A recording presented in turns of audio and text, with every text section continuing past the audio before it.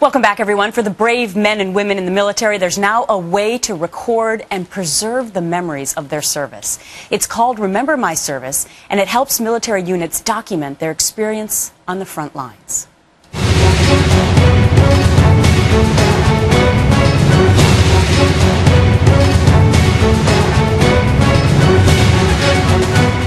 What makes a good soldier? Heart. You have to have the heart to endure, intestinal fortitude to say, hey, I can do this, even when you're tired, which we are every day out here, but you still have the heart to get that done, that job done. You should enjoy the freedoms that you have, because freedom isn't free, and we guarantee that every single day. Well, joining me now is the woman behind this mission, former Miss America, Charlene Wells-Hawks. Good morning, Charlene. Good morning, Gretchen. Great to be with you. You as well. It's amazing to think that after the wars that have been fought and the thousands of people who have served our country in the military, that never before has there been a way to document it in this fashion. And you yourself, your father was in the military, and so you grew up in this kind of a family, and you decided to make this your mission. Why? Well, this is part of our company. It's a technology company, and we were first approached by the military, a commanding general of one of the largest Army Reserve divisions, and he said, I need something substantive to give to my soldiers to thank them for their service, something that says what you did and who you served with and what objectives were met and what sacrifices were made.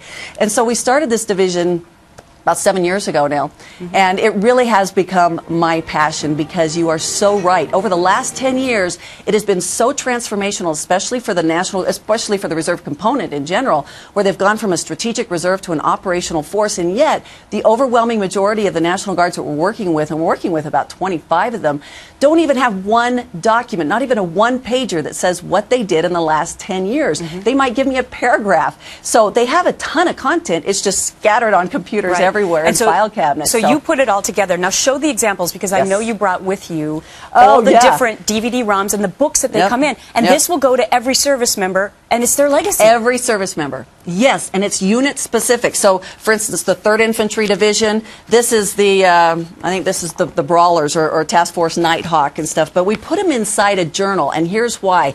It's very important that not only do they have the unit collective history of what they've got, but then we also encourage them to write about their own service here, and this becomes an heirloom, because the whole point of this is that they're telling their story so they can communicate with their families what they did, and the more communication there is, the better their understanding there is, and the more support there is. And you claim and you know that this is therapeutic for them, right? Yes, we have heard from so many soldiers, airmen who have actually received this. They've said, in fact, I got a letter from one who said, she had lost 2 friends to suicide, and she said, had they been able to go through this therapeutic processing experience like I did, I don't think they would have been lost. That was a very, very strong statement, and I talked to a psychiatrist who's worked with veterans, and he said, that's the whole point, is that we need to get them to tell their story. They didn't used to tell their story when they came back from World War II. Now we're telling them, you need to tell your story. That's part of the healing process, and it's part of building that understanding. So I know that you're in the process now, you're working with 25 National Guard units. What comes after that?